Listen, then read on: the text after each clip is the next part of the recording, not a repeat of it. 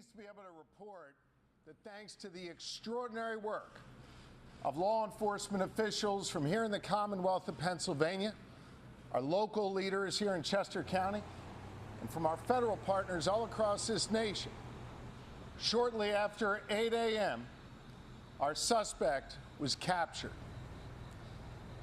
I want to say, first and foremost, thank God there were no injuries to law enforcement or to the public. We obviously became deeply concerned after the suspect was able to steal a weapon. He was apprehended this morning with no shots fired. I want to say thank you to the dedicated law enforcement professionals from every level who each and every day go out of their homes, leave their families, leave their loved ones to keep us safe. The public, over the last 13 days, has had a chance to see what excellence in law enforcement means, what true, dedicated professionalism is all about. I couldn't be more proud to be standing up here today with these professionals from every level. And while they did extraordinary work, we had a tremendous assist from the public here in Chester County. I want to say thank you to the public for their vigilance. Thank you for the constructive tips that they shared. Thank you for remaining on guard. We recognize this has been a concerning and trying time for each and every one of you in the region. And we want to thank you for your support of law enforcement and for your support of this effort that led to this capture today. I hope the good people of Pennsylvania, and indeed the folks all across this nation, got a chance to see how government is supposed to work, how law enforcement is supposed to work, where we all come together, where we focus on the mission. And while the women and men up here behind me may wear different uniforms and different badges, we were here with common purpose, and that was to apprehend this suspect and keep people safe. Leading this effort has been the Pennsylvania State Police. And I know I'm going to get booed by some of the folks behind me for saying this. I believe they are the finest law enforcement agency in the United States of America. And I could not be more proud to be the governor of this Commonwealth and to have the chance to serve in public service alongside these great leaders in the Pennsylvania State Police. Leading the effort for us is Colonel Christopher Paris, who did yeoman's work overseeing this operation together with Lieutenant Colonel Bivens. All Pennsylvanians, gentlemen, are indebted to you for your bravery, for your courage, and for your tremendous leadership. And with that, it's my honor to bring up the Colonel of the Pennsylvania State Police, Colonel Christopher Paris. Thank you, Governor. I would like to make a few brief comments. I'd like to dedicate those comments to the victims of Cavalcante and their families. At the end of the day, all of the people behind me here work for justice and for the victims. A close second to the people of Chester County. We appreciate your support, and we appreciate the dedication that you have shown us and the generosity that you have shown us. We are in your debt. This was a major operation. We know that it has affected your lives, and we're very much appreciative of that support. I'd like to thank the governor and his support of us, not only with his physical presence, but his work in Harrisburg on a daily basis. I'd like to thank the Border Patrol, Customs, the FBI, the Marshals, the ATF, our federal partners, the Chester County District Attorney, Deb Ryan, and her Chief County Detective, Dave Sassa. Our municipal partners, too numerous to mention here in Chester, Montgomery, Delaware, and Bucks counties. We could not have done this without everyone. I would like to thank, from the bottom of our hearts, the members of the Pomar Lynn Fire Company. I know the media has been in and out of here. The hospitality that they have shown us, the logistics that you need to bring to bear in an operation like this, we would have been hard-pressed to do that without them being good hosts to us. Lastly, but certainly not least in any way, shape, or form, to the women and men of the Pennsylvania State Police, thank you.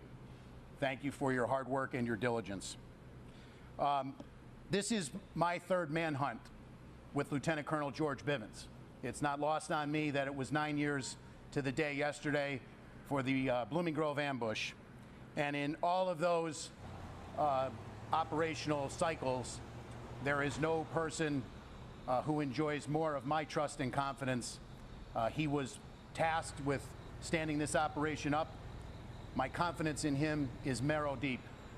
He is the consummate professional, and I would now like to turn it over to Lieutenant Colonel Bivens to give you the operational rundown of the capture of Cavalcante. Lieutenant Colonel Bivens.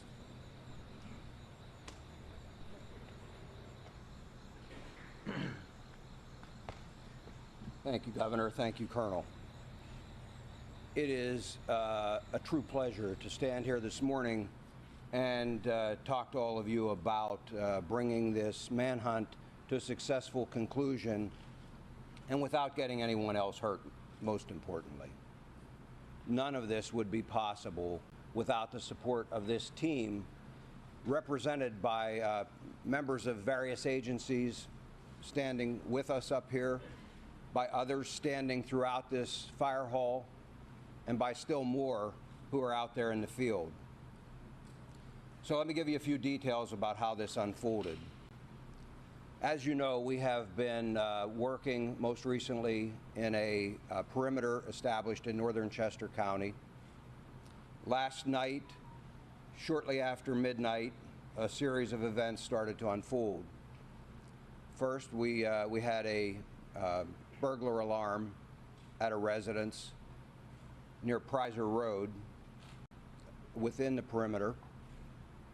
Our people investigated that, did not find Cavalcante there or anyone else, but it started to bring some of our people into that area. We had been searching an area not far from there already with some tactical teams that night. There was an aircraft overhead utilizing FLIR technology, and close to 1 a.m. picked up a heat signal that they began to track. It was west of PA 100 and north of Prizer Road. Tactical teams began to converge on that location where the heat source was moving. Unfortunately, we had a weather system that also came in, and we had lightning that was flashing all around, and it caused the aircraft to have to depart the area. Tactical teams made a decision to secure that area, that smaller area, as best they could, and hold it through the storm and until we could bring additional resources in and bring aircraft back overhead to ensure that we did not have an issue with an escape. That resumed early this morning, and shortly after 8 a.m., tactical teams converged on the area where the heat source was. They were able to move in very quietly. They had the element of surprise. Cavalcante did not realize he was surrounded until that had occurred. That did not stop him from trying to escape. He began to crawl through thick underbrush, taking his rifle with him as he went. One of the Customs and Border Control teams, BORTAC, had a dog with them. They released the dog. Some of our PSP CERT members were also there, had him surrounded. The dog subdued him, and team members from both of those teams immediately moved in. He continued to resist, but was forcibly taken into custody. No one was injured as a result of that. Excuse me. He did sustain a minor bite wound. We had medical personnel at the scene, and they took a look at that. Cavalcante was, as I said, taken into custody. He was transported to our Avondale station for further processing and interview, and he will ultimately be transferred to a state correctional institute where he will be housed and begin to serve his life sentence. In just a few minutes, I'll open this up to some questions, but before I do that, I want to turn this over to one of our very close partners, District Attorney Deb Ryan. I know she would like to say a few words, and again, then we'll be happy to take your questions following that. Deb. Thank you, Lieutenant Colonel Bivens. Today is a great day here in Chester County. Our nightmare is finally over and the good guys won. We owe a debt of gratitude to all of the first responders for their tireless and dedicated efforts in bringing this fugitive to justice. They worked around the clock, and we are deeply grateful to all of them. Our community can finally regain its normalcy and breathe a collective sigh of relief. This would not have happened without the collaboration and efforts on behalf of a multitude of agencies. I need to thank the Governor, Colonel Paris, Lieutenant Colonel Bivens for his unflappable and dedicated leadership, the U.S. Marshals, the Chester County Detectives, the FBI, U.S. Customs and Border Patrol, the Department of Emergency Services, the Sheriff's Department, and every single person who went out into the field in the most horrendous conditions. We had weather problems, we had terrain problems, and a ton of obstacles that prevented our capture from occurring as expediently as we wanted. We have the best people in the business, and we never lost faith that this capture would occur. We knew that it was just a matter of time. The scope of this manhunt was extremely impressive. The brave men and women who went out there every single day are our heroes, and I am proud to be a part of this collective team of people who worked around the clock to bring this man to justice during this monumental challenge. They utilized every piece of advanced technology, dogs, drones, helicopters, every asset available was put out for this capture. I can't express our gratitude deep enough to all of them and to the community for their support. We received dozens and dozens of donations, well wishes, and kind support from everyone in the community, and we thank this firehouse for housing us. We know we disrupted their lives for a while. One of the first calls we made upon learning about this capture was to the Brandow family, who, as you can imagine, had been living in a complete nightmare. They are so grateful to the men and women who helped with this capture. They can now finally sleep again. I can't thank law enforcement enough for their efforts. Thank you.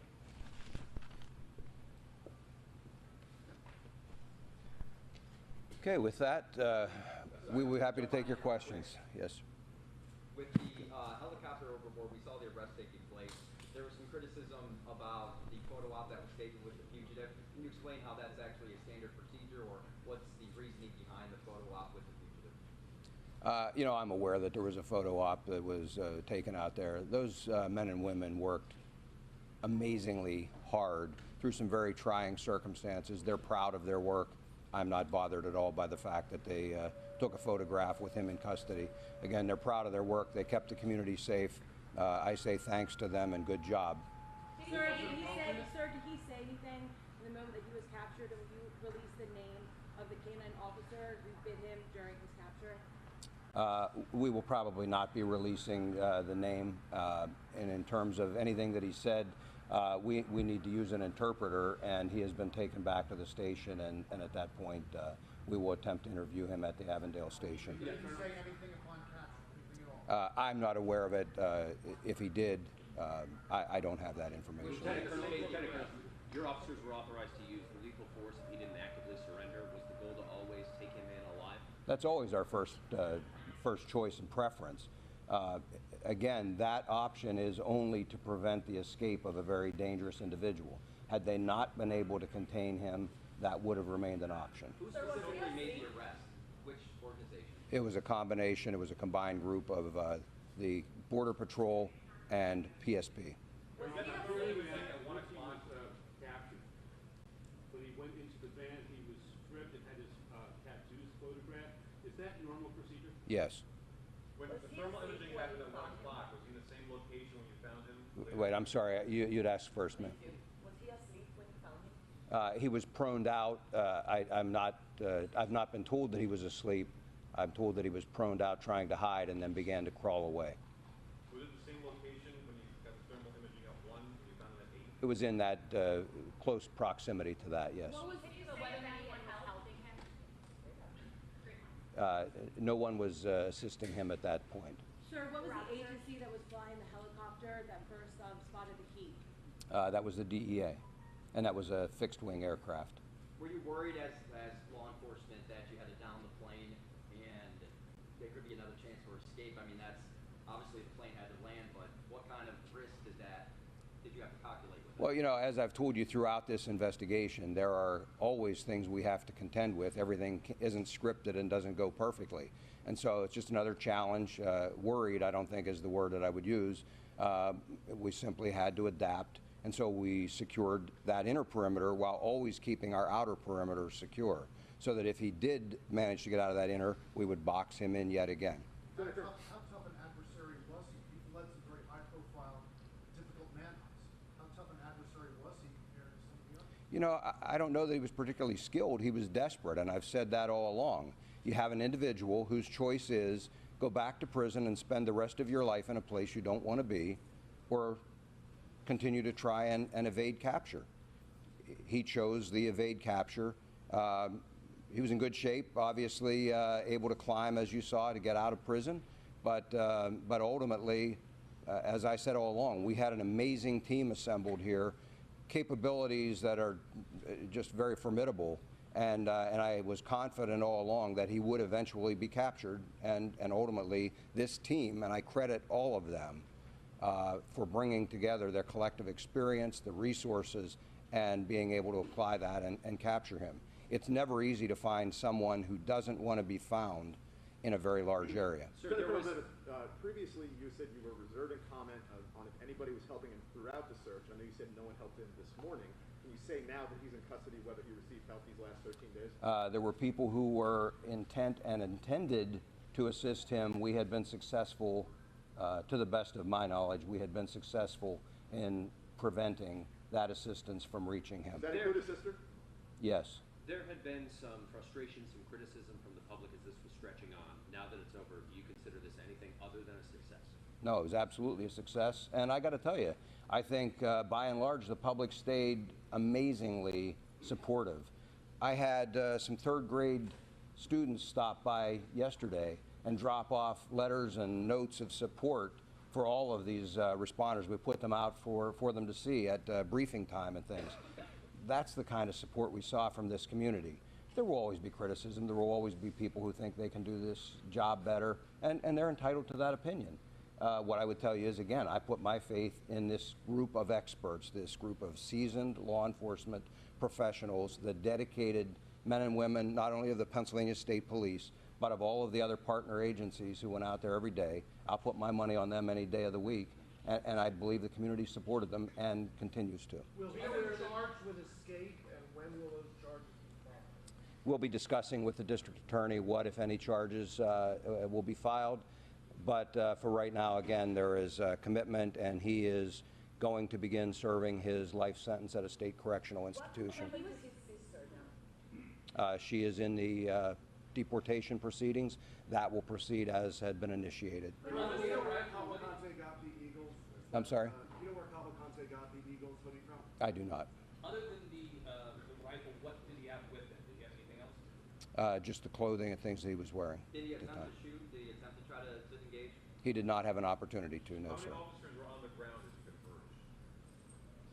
I don't have an exact number, but looking at the teams we were sending in there, in the immediate vicinity was probably 20 to 25.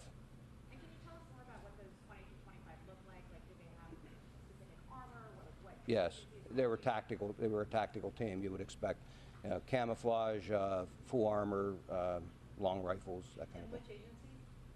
Customs and Border Patrol was their BORTAC team out of El Paso, and then Pennsylvania State Police CERT. It's our Special Emergency Response Team. Once on the ground, they've now pinpointed him, right? They're Yes. on the ground and they're quietly moving into place. Length of time? From that point, probably 5 minutes. It played out fairly quickly once they had identified him and moved in. He detected them at that point once they were already in position, and again, he started to crawl away, and it played out very quickly then. Sir, what is your greatest lesson from this 14-day manhunt? You know, I don't know that there's any single lesson. I will tell you that I learned something from all of these, and as I told you before, I bring that experience to the next one. And so I just go back to, it's all about the team. It's about assembling the right group of people, the right technology, the people with can-do attitudes who will stick with you through the investigation. And that's what we did, and it's worked well for us in the past, and I'm sure will work well for us in the future. Colonel, said there were people intending to help. I just want to see if we can get a little more detail from you on that. You did mention, you did confirm the sister was intending to help. Who else might have been intending to help? I mean, can you give us any details? And the reason I'm not going to talk about that again, as I mentioned, we will be discussing with the district attorney whether there will be any additional charges. I don't expect that there will be on that aspect, but we want to have that discussion before we disclose anything else. Help police to catch him? Did he stop because of the rating assessment? No, I think he stopped because his normal pattern was to travel in the late evening, earlier overnight hours. Whether he got tired or whatever, normally he typically didn't travel then later at night, and he typically did not travel during the day unless we pushed him.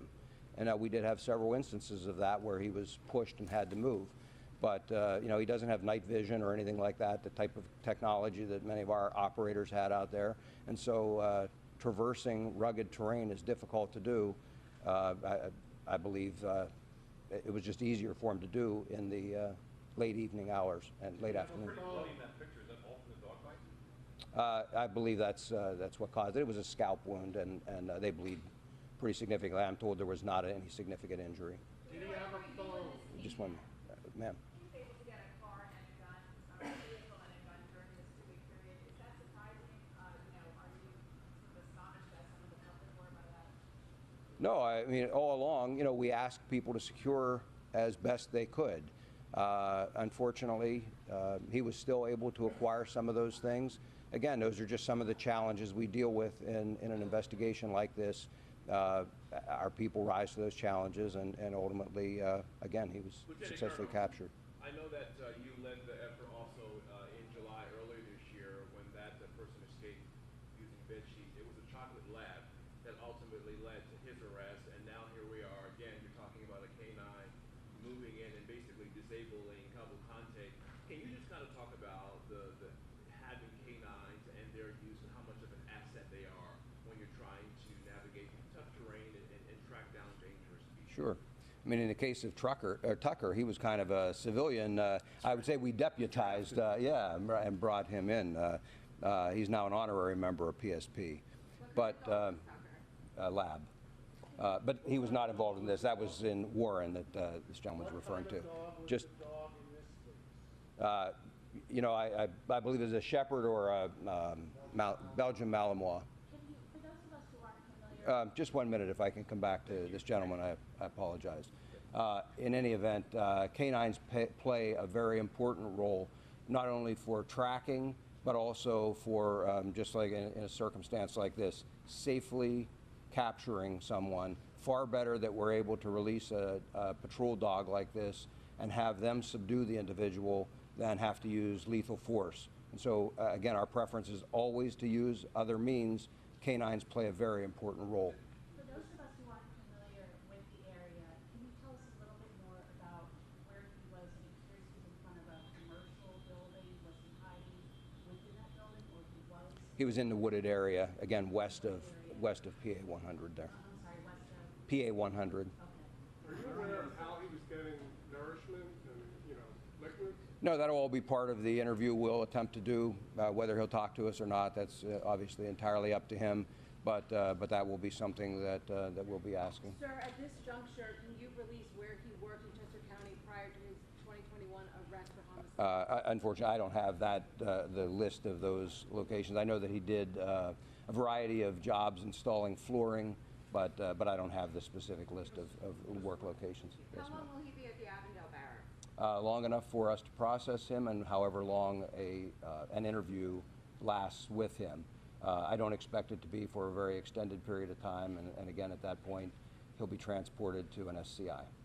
Sir, was there any concern that he would team up with another small man to step inside of a trench coat, Little Rascal style? No. Can you give us more detail on the actual encounter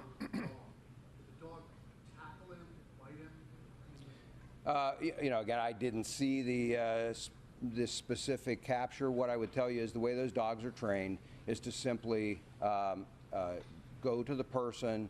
They will grab whatever is closest for them to grab, and then they are trained to detain that individual. They don't just keep biting and releasing or trying to cause additional injury.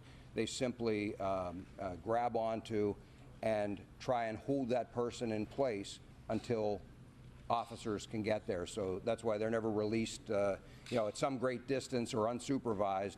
There are officers close by who can then move in. The handler can immediately pull the dog back off of they give them a command, pull the dog back off, and then officers take over from there. He did. You mentioned I don't have the name right now. Was there any body cam footage or doggy cam footage in the situation of him getting of the rest of anything happening? Not that I'm aware of, And sir. then secondly, Border Patrol, are they here? Yes. Can we talk about the expertise of Border Patrol being here to make that arrest? Do you want to? What your experience played in, how that made you could step up? Sure. Now, Border Patrol is trained in tracking and pursuing. From the time an agent comes on duty, assigned to the southwest border, they get lots of experience tracking and trailing people. And then with our technology and other resources that just aids in the searches like this one. Different terrain than normally what you're working on, correct? So Border Patrol is assigned to both the northern border and the southwest border. So we got training and experience in all types of terrain. tell us specifically what you did here. What did you do here to capture this man? We assisted the federal, state, and local partners with our resources, whether performing observation at night, searches during the day, searches during night, and then obviously we had our tactical teams here. Question for Governor Shapiro. Governor, yesterday you described just about 24 hours ago right here that you were calm and that your commanders over this operation were also calm. In hindsight, how did you balance the obvious pressures from outside that were forever saying, find him yesterday? Look, we had a job to do, and that was to capture Cavalcante. And I had the absolute best team working on this. I'm proud to be associated with the Pennsylvania State Police and all the law enforcement leaders who were behind me, federal, state, and local. We knew we had the best, and we knew, as Colonel Bivens said multiple times, he was desperate, and it was just a matter of time. I couldn't be more proud of them. And I want to come back to two questions over here that are related to Mr. Holden's question. One was about the assets that we deployed beyond the people. I hope that the public takes great pride in the technology, in the canines, and in all of the assets that were brought to bear here. We ask a lot of the public through their tax dollars to support the police, to support law enforcement at every level. And they got a front row seat here in Chester County and across Pennsylvania to see the extraordinary work not only these individuals do, but the great technology we're able to bring to bear to ultimately capture dangerous suspects like this. The public should take great pride in that. And then to the gentleman's question there in the suit, folks, whoever had their Eagles hoodie stolen, if you could let us know, I'll do my best to get you one of those new Kelly Green ones, okay? Governor, can I just ask you, two escapes, two different individuals from the same prison in the same year. What do you say to people who live in this area to see what is happening at the Chester County Prison, and what are you guys going to do moving forward to try and prevent this kind of thing from ever happening again? Here in Pennsylvania, our system may be a little different from other states. We have state correctional institutions, and then we have county jails. In this case, the Chester County Jail is run by Chester County officials. They'll answer those questions as to what occurred and what changes are ultimately going to be made. Certainly, the State Department of Corrections will be here to assist in any reviews or in any other work that they need done to make sure that that facility is secured. They obviously have a lot of work to do there, and I'm confident under the leadership of Chairwoman Moskowitz and District Attorney Ryan and other leaders in the county, they'll get that done. Governor, is it estimated that the cost of the manhunt is about $1 million a day? I can't, put a price tag on it. We'll do our best to make sure that whatever can be tallied up is and is shared with the public. at the state level. I can't speak for our local or federal partners. Governor, you mentioned the pattern of what time of day he would travel. Were there any other patterns that you picked up on that were key in tracking him, containing him, and then ultimately catching him? There were a number of things that that we picked up on, and he didn't follow the same pattern every single time. Seemed to like to travel via creek beds. He liked other paths of less resistance, wood lines, power lines, gas lines, that type of thing. And that's actually fairly normal. Nobody wants to have to force their way through very heavy underbrush and things. And again, I mentioned the time of day, but all of that combined with some outstanding work and technology is really what brought this to a successful conclusion. Many people in Chester County are grateful for your efforts. I know you mentioned on Friday you were asked about containment and capture. Ultimately, that tactic was successful. Anyone that you would like to thank at this time? I know Land Hope donated breakfast yesterday. Wawa has been big help with lunch. Any small businesses you'd like to thank? And then again, the people of Chester County. I will tell you that we have been compiling a list, and I don't want to stand here right now because I will absolutely miss many. Some of those that you mentioned have been outstanding supporters of us, and I thank them. We will publish a list of all who helped us out because we are very, very appreciative. That level of support is really one of the things that allows our people to focus on the task at hand and to try and be successful even quicker than we might otherwise have to be. When I gave you all a tour of the facility in here, I talked a lot about logistics and the support that's required to field a team of 3, 4, 5 or more hundred law enforcement officers out there. It takes a lot to put it out there, and so the help of all of those folks, the help of the average person who stopped by and dropped off a case of water was very much appreciated, not only for the case of water, but also just for the kind thoughts of, and words of support that they always included when they dropped that off. And contained and captured, so that tactic was the way to go. Yes, as I said, we always take a multifaceted approach, and so depending on the circumstances, there's always a contingency, and we're always prepared to move in whatever direction we need to. I'm sorry? Were officers wearing any body cameras and all that? I don't believe any officers on the tactical teams had them on. Is there any aircraft involved here with the heat-seeking equipment? Was that a DEA aircraft? Was it fixed-wing, drone, helicopter? Also, did the arrest happen in South Covington Township? It was a DEA fixed-wing aircraft. I believe that's South Covington. I would have to look at a map. We were operating in several townships there, but again, it was north of Prizer and west of PA 100. Sir, where were you when this all happened? And do you have a personal feeling of satisfaction for 14 days of very long, hard work? How does this feel for you this morning? I was here in the command post when the capture occurred, and yes, I'm very happy that this occurred and that no one was injured.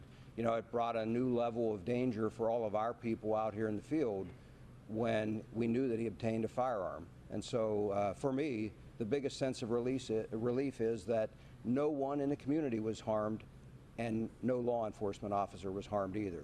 So that's the win. Sir, was he mobile the whole time, or did he set up a base camp? No, I believe he was more mobile the entire time. Sir, what prison is he being transported to? We're not releasing that, but it is going to be a state correctional facility, and once he is secure there, I believe they will release where he is being housed. Lieutenant Colonel Dennis, you said that multiple people attempted to help him. Did he have any means of communication to reach out to those people and coordinate with them as to where he was? He did not at the time that we captured him. Yes, ma'am.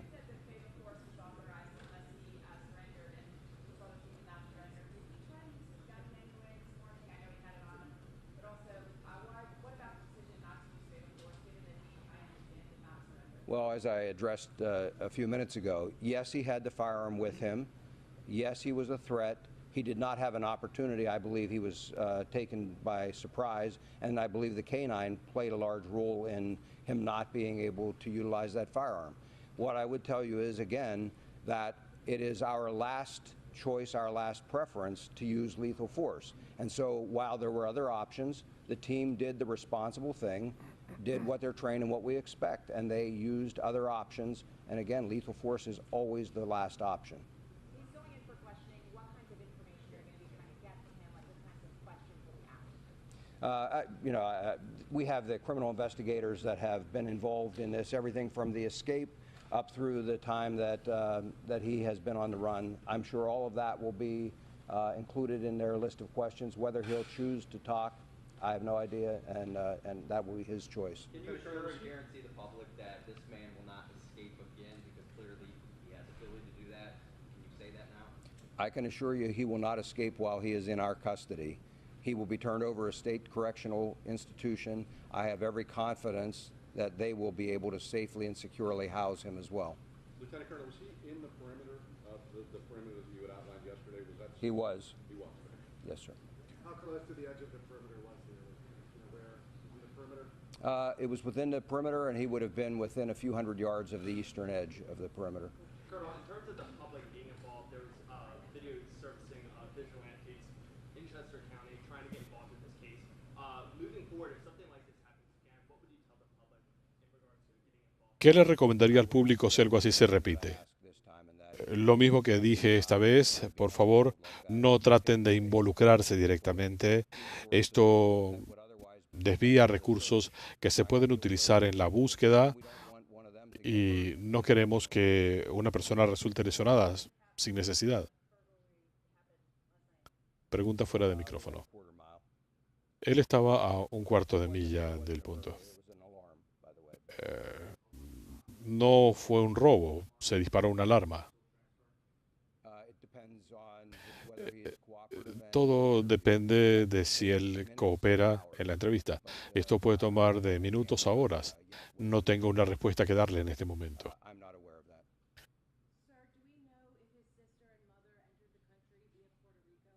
¿Sabemos si su hermana y su madre entraron al país por Puerto Rico? No creo que su madre esté aquí. No tengo esa información a mi disposición sobre por dónde entraron. Como dije, su hermana está en proceso de deportación.